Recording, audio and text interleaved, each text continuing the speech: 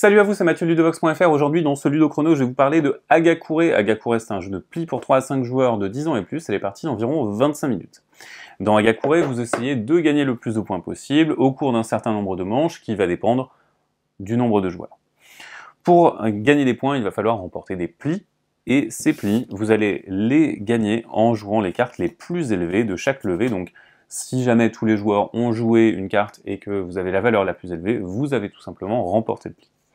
Les cartes vont être en exemplaire unique, à part 3 vieux fous qui n'ont pas de valeur, sinon les cartes sont numérotées de 1 à 27, les cartes les plus faibles de 1 à 17 étant des villageois et étant bleus, et les cartes supérieures à 17, donc de 18 à 27 et les 3 vieux fous, sont des samouraïs et sont rouges.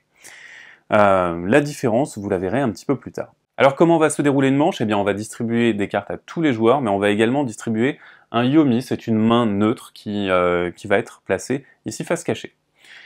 Ensuite les joueurs vont pouvoir utiliser des nobori, j'y reviendrai plus tard, et ensuite la partie peut commencer. Admettons que ce soit à moi d'ouvrir, je vais jouer une carte de ma main, je joue un villageois, il n'y a pas de contrainte particulière. Les joueurs vont jouer, c'est la plus grande valeur qui va l'emporter. 4, 5, 9, 1... Et le joueur qui est là, eh bien, il a envie de jouer un samouraï. Très simplement, il va jouer une carte plus élevée, il remporte le pli, et il va placer ce pli près de lui. C'est ensuite à lui d'ouvrir, il va donc jouer une nouvelle carte, il joue un samouraï, et quand on ouvre avec un samouraï, il y a une nouvelle règle qui va se rajouter, c'est que tous les joueurs sont obligés, pendant ce pli, de placer un samouraï s'ils le peuvent. Donc ici, moi, j'ai vraiment le choix en termes de samouraï, je vais peut-être mettre un petit vieux. Alors, les vieux fous, qu'est-ce qu'ils font? Eh bien, le premier vieux fou, il a une valeur de 0. Il ne fait absolument rien. C'est donc au joueur suivant de jouer. Le joueur suivant, eh bien, il n'a pas de samouraï, donc il va jouer n'importe quelle valeur de sa main. Et ce joueur-là, eh bien, il va jouer un deuxième vieux fou. Quand arrive un deuxième vieux fou, il devient immédiatement la carte maître du pli. Donc là, il est la carte maîtresse. S'il n'y a pas de troisième vieux fou qui est joué, il remportera le pli. Et ce joueur-là va jouer le troisième vieux fou.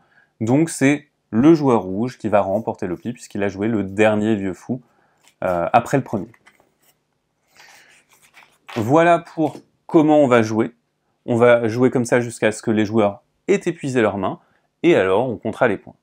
Les points vont être très simples à compter, vous allez gagner 1 point par pli et si vous avez remporté un pli avec le 18, c'est-à-dire le samouraï le plus faible, vous allez gagner 1 point supplémentaire. Si jamais vous faites 0 pli, vous marquez moins 2 points, vous avez un malus de 2 points. Vous allez indiquer tout cela sur votre score, et vous pouvez passer à la manche suivante, redistribuer les cartes, et ainsi de suite. Je vous ai parlé des nobori. Ces nobori sont ces petites tuiles que vous avez devant vous, et une fois que vous avez vu votre main, avant que la manche commence et qu'on joue des cartes, eh bien vous allez pouvoir utiliser un seul nobori.